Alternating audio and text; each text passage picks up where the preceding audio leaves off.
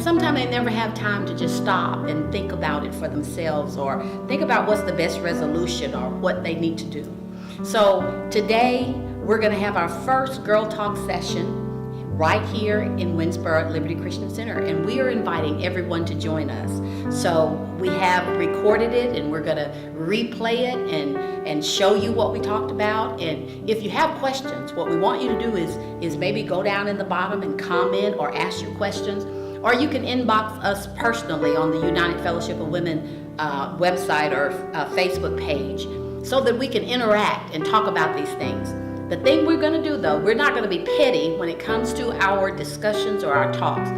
My slogan right now is the world has all kinds of views, but you know what? We have views too. And we're going to have some wisdom women on our panel, and we're going to be discussing important topics like relationships, mother-daughter relationships, what happens in a bad marriage and how does it turn to a good marriage. We're going to talk about those issues that you faced as a child. Some people have been raped, some people have been molested.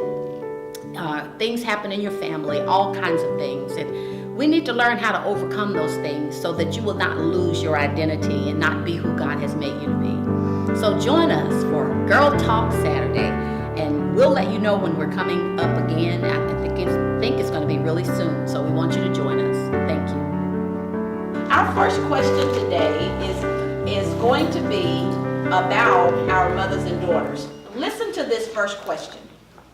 It says, and I'm addressing this to Miss Yolanda and her daughter, Aisha, is that right? And it says, how important is it for a mother to have a relationship with her daughter?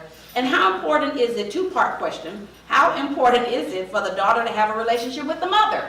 So, however y'all want to answer, whoever want to start. I'm going to start since I'm the oldest. I just want to say, when I think about that, I have to go back and think about from where I come. And where I come from is being a person who was not raised by her mother. So I have not had a mother in my life the whole 40 plus years. I'm not telling my age, but I have not been able to have a mother in my life.